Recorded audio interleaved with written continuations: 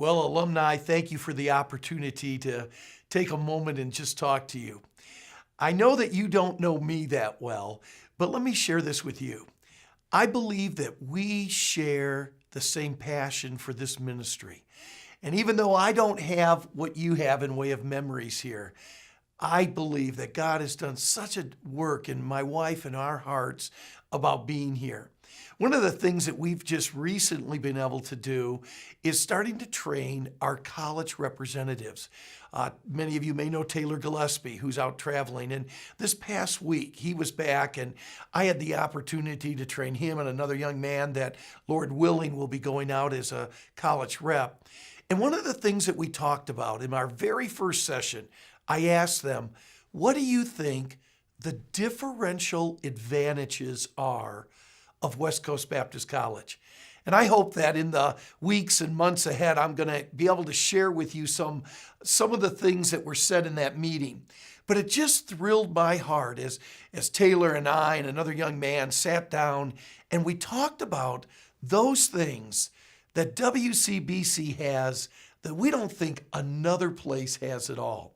And the one I wanted to choose today to talk about is found in Ephesians chapter 4 and verse 15. The Bible says, speaking the truth in love, that we may grow up into him in all things. Speaking the truth in love. One of the things that we all agreed that is a differential advantage here at West Coast is the balance that we have between truth and love. I think that comes from Pastor Chappell.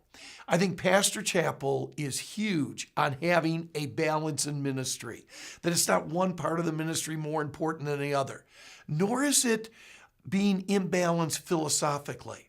There is such a great balance at West Coast with truth and love, speaking the truth in love.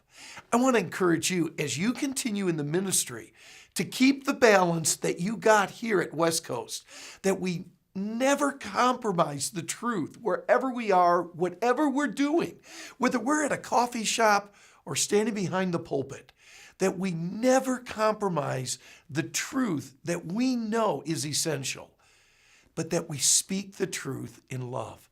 That has been such a heart of Pastor Chappell, that in our fundamental movement, in the things that we believe, we don't compromise, but we do it in such a way that people are attracted to it.